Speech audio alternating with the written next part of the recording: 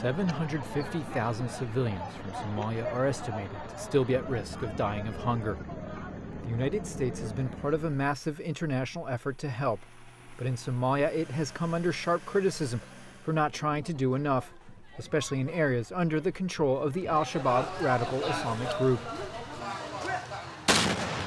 What is the exact, how much? At a panel discussion in Washington, Bronwyn Burton from the Atlantic Council said the U.S. Africa Military Command, known as AFRICOM, should be doing more.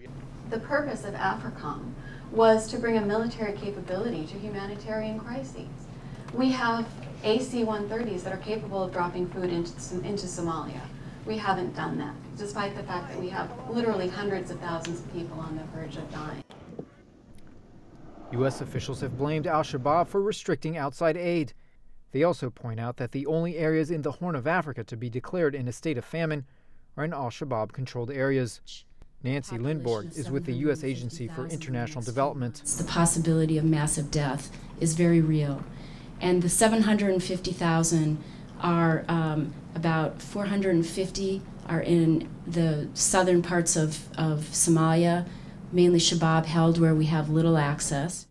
Another participant, John Norris from the Center for American Progress, said the main problem is not the amount of humanitarian aid, but helping perpetually unstable Somalia finally set up an effective government. How do we get off this hamster wheel of perpetual crisis? And why are we in a position 20 years after Somalia was dominating headlines to find ourselves in a situation that is every bit, if not more dire? In the short term, participants said they feared growing insecurity at refugee camps and a new cross-border Kenyan operation against Al-Shabaab would only make matters worse for victims of the drought in Somalia. Nico Columbus, VOA News, Washington.